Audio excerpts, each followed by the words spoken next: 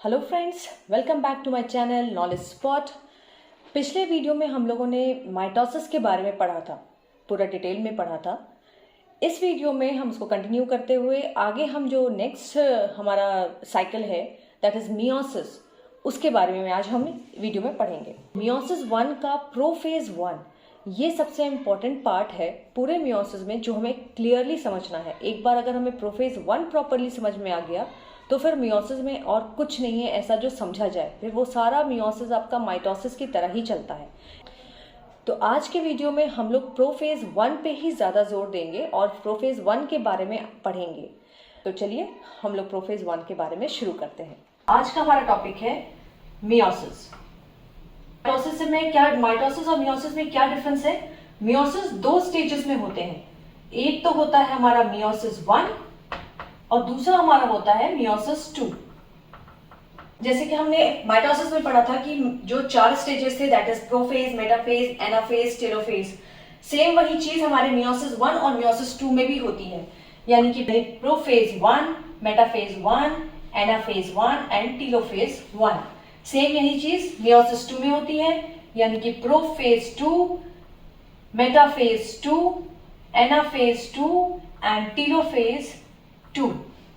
Meiosis 1 और meiosis 2 में simple सा एक डिफरेंस है कि जो मियोसिस 1 होता है इसमें सबसे पहले न्यूक्लियर डिवीजन होता है,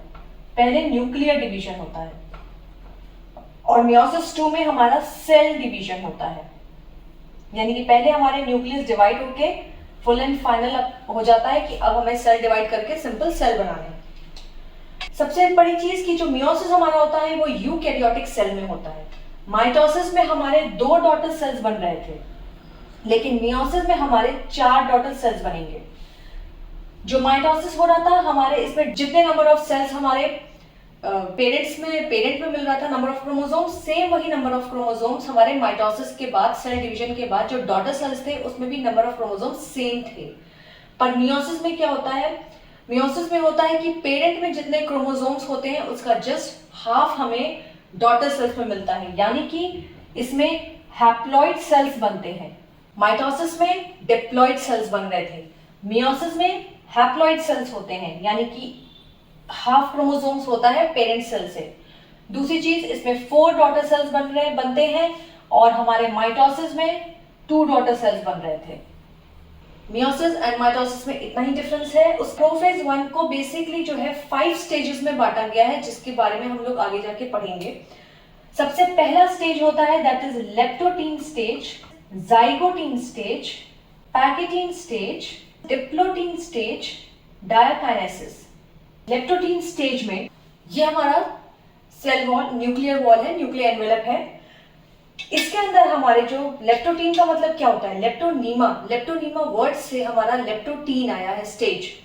तो लेप्टोनीमा का वर्ड का मतलब होता है कि ग्रीक लेटर्स में इसको हम कहते हैं थिन थ्रेड, यानी हमारे जो क्रोमोसोम्स होते हैं वो थिन थ्रेड फॉर्म में हमारे न्यूक्लियस में पाए जाते हैं। ऐसे थिन थ्रेड्स में वो हमारे न्यूक्लियस में पाए जाते हैं। और हमारा जो ये क्रोमोसोम्स होते हैं, जो हमारे क्रोमैटिड्स होते हैं, ये जुड़े किससे रहते हैं? ये हमारे न्यूक्लियर वॉल से जुड़े रहते हैं विद द हेल्प ऑफ टीलोमियर्स। टीलोमियर्स की मदद से ये जो हमारे एंड्स होते हैं हमारे क्रोमोसोम्स के या क्रोमैटिड्स के, ये जो है न्यूक्लियर वॉल से अटैच रहते हैं with the help of telomeres. ये हमारे क्रोमैटिड्स हैं और ये हमारे सेल न्यूक्लियर वॉल से अटैच होते हैं with the help of telomeres. Leptotene stage में जो हमारे क्रोमोसोम्स होते हैं धीरे धीरे कंडेंस होने लगते हैं और विजिबल होने लगते हैं न्यूक्लियोप्लाज्म के अंदर।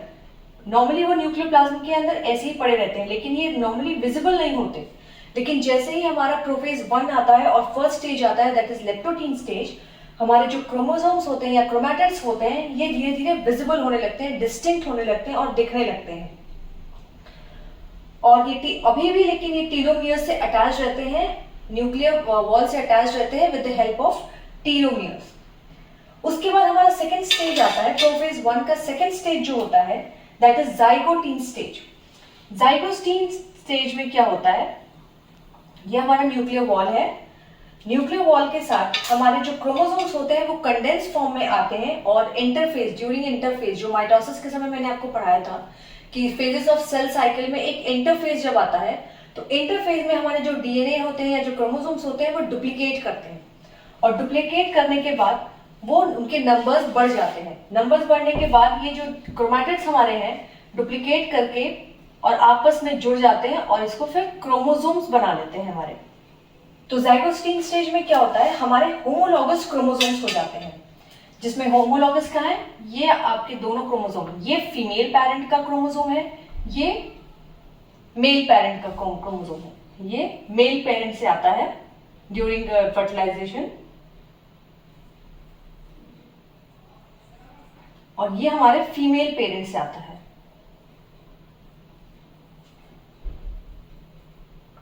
ये दोनों क्रोमोसोम्स आपस में डुप्लीकेट करके प्रॉपर एक क्रोमोसोम्स आपस में अटैच हो जाते हैं और बनाते क्या, फीमेल पेरेंट और मेल पेरेंट दोनों आपस में मिलके क्रोमैटिड्स मिलके क्रोमोसोम्स बनाते हैं और इन दोनों क्रोमोसोम्स को एक साथ हम क्या कहते हैं, दे आर होमोलॉगस क्रोमोसोम्स।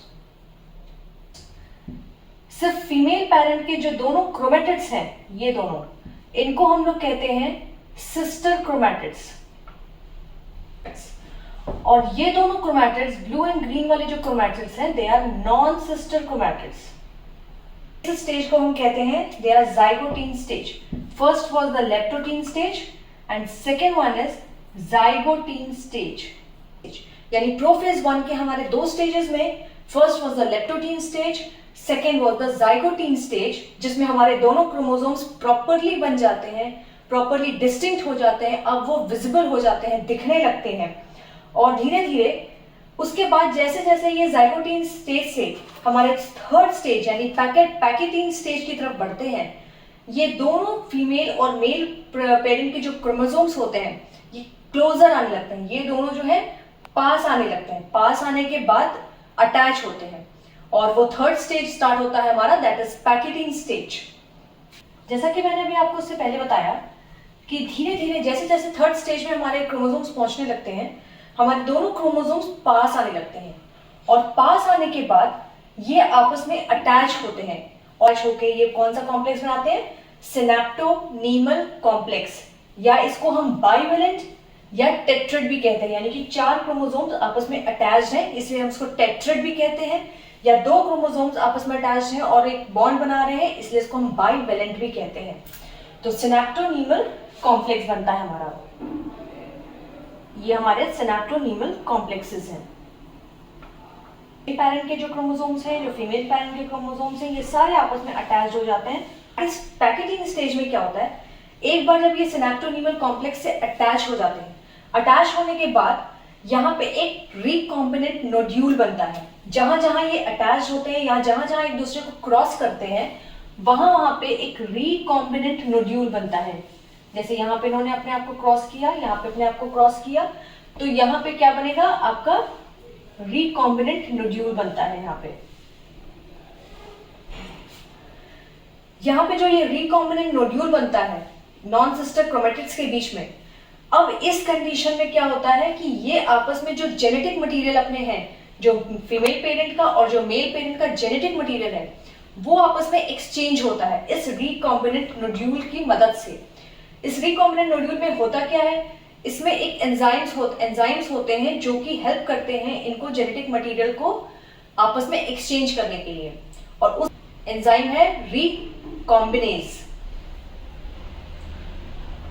ये हमारा है रिकॉम्बिनेंट नोड्यूल। इस रिकॉम्बिनेंट नोड्यूल में हमारा जो एंजाइम होता है वो होता है रिकॉम्बिनेज।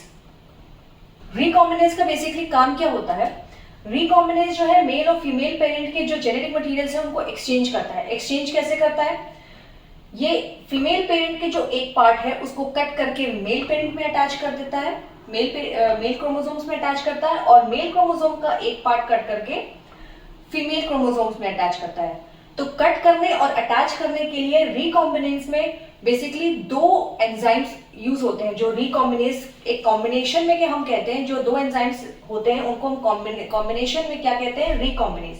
पर वो 2 एंजाइम अलग अलग होते कौन से हैं, फर्स्ट इज द एंडोन्यूक्लियस और दूसरा है डीएनए लाइगेज, हमारा दूसरा एंजाइम है। इन दोनों एंजाइम को हम एक कंबाइंड फॉर्म में रिकॉम्बिनेज कहते हैं। तो बेसिकली एंडोन्यूक्लियस का काम क्या होता है? जो यहाँ पे एंडोन्यूक्लियस होता है वो क्लीवेज में काम करता है, यानी कि कट करने के काम आता है कि इसका पार्ट कट करके हमने मेल क्रोमोसोम में लगा दिया और मेल पार्ट को कट करके हमने फीमेल क्रोमोसोम में लगा दिया। और डीएनए लाइगेज का काम क्या होता है? ज्वाइन करना। जो डीएनए के सेगमेंट्स हैं, जो डीएनए के स्ट्रैंड्स एंडोन्यूक्लियस कट कर रहा है, उसको अपोजिट स्ट्रैंड में जोड़ने का काम हमारा डीएनए लाइगेज करता है। तो बेसिकली पैकेटीन में आपको बस इतना याद रखना है कि एक जब ये अटैच हो जाते हैं, दोनों क्रोमोसोम पास आके आपस में इंटरमिंगल हो जाते हैं, तो इंटरमिंगल होने के बाद जो रिकॉम्बिनेंट नोड्यूल बनता है, इसमें एक एंजाइम प्रेजेंट होता है जो कि दो एंजाइम्स का कॉम्बिनेशन फॉर्म में नाम लेते हैं, दैट इज रिकॉम्बिनेज। और इस कॉम्बिनेशन में होता है एंडोन्यूक्लियस एंड डीएनए लाइगेज, जिसमें एंडोन्यूक्लियस का काम क्या होता है? क्लीवेज, तोड़ने का, कट करने का काम। So endonuclease it is used to cut the strands, while DNA ligase का बेसिकली काम क्या होता है? To join the strands. उसके बाद हम आ जाते हैं next stage, that is diplotene stage पे। अब डिप्लोटीन स्टेज में क्या होता है? धीरे धीरे अब जब सारे जो भी जेनेटिक मटेरियल थे, जब उनका ट्रांसफर हो चुका होता है, तो हमारा जो सिनेप्टोनीमल कॉम्प्लेक्स है वो धीरे धीरे खत्म होने लगता है, यानी डिसॉल्व होने लगता है। तो सिनेप्टोनीमल कॉम्प्लेक्स डिसॉल्व होने लगता है। जब डिसॉल्व होने लगता है तो क्या होता है? दोनों स्ट्रैंड्स अलग होने लगते हैं। दोनों स्ट्रैंड्स डिप्लोटीन स्टेज में फिर से दूर जाने लगते हैं, अलग होने लगते हैं। मगर अलग होने के दौरान क्या होता है? जब दोनों स्ट्रैंड्स हमारे अलग जा रहे होते हैं, उस समय एक ऐसा पॉइंट आता है जब ये यहाँ पे आपस में जहां अटैच होते हैं वहां पे क्रॉस का साइन बनाते हैं। जहां जहां ये अटैच होते हैं अलग होने के दौरान ये क्रॉस का साइन बनाते हैं, और इस क्रॉस के साइन को, जो ये क्रॉस बन रहा है हमारा, इसको हम लोग कहते हैं कियाज्मा।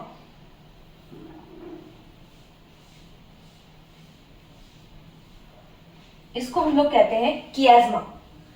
ये हमारा यहाँ पे रिकॉम्बिनेंट नोड्यूल होता है जो कि एंजाइम सिक्रीट करता है और हमारा काम इसमें चल रहा होता है। और उसके समय यहाँ पे जो है ये क्रॉस शेप में हमें दोनों दिखते हैं। दोनों जो क्रोमोसोम्स होते हैं एक पॉइंट पे क्रॉस करते हैं और एक्स फॉर्म बनाते हैं। एक्स फॉर्म बनाने की वजह से इस पॉइंट को हम लोग कहते हैं कियाज्मा। तो प्रोफेज 1 का हमारा लास्ट स्टेज है डायाकाइनेसिस। डायाकाइनेसिस में क्या होता है? अभी तक जैसा हमने पैकेटीन और डिप्लोटीन में देखा कि हमारे एंजाइम्स इन्वॉल्व हो रहे थे जो मेल और फीमेल पेरेंट्स में के जो जेनेटिक मटेरियल है उनको एक्सचेंज करने में मदद कर रहे थे। डायाकाइनेसिस स्टेज में क्या होता है कि उसके बाद दोनों क्रोमोसोम्स हमारे अलग हो जाते हैं, और अलग होने के बाद हमें क्या मिलता है कि जो जहां पे हमारे नोड्यूल बना था, रिकॉम्बिनेंट नोड्यूल बना था, वहां पे जो हमारा जेनेटिक मटेरियल होता है वो एक्सचेंज हो चुका होता है। जैसे आप देख रहे होंगे ये मेल पेरेंट था, मेल पेरेंट पे फीमेल पेरेंट का जेनेटिक मटेरियल आ गया थोड़ा, और फीमेल पेरेंट में मेल पेरेंट का आ गया। यानी यहां से जब ये अलग होते हैं तो ये कट एंड पेस्ट एंजाइम्स हमारे कर रहे थे, उसकी वजह से हमारे फीमेल पेरेंट का कुछ जेनेटिक मटेरियल पार्ट जो है मेल पेरेंट में अटैच हो जाता है, और मेल पेरेंट का कुछ जेनेटिक मटेरियल हमारे फीमेल पेरेंट में आ जाता है।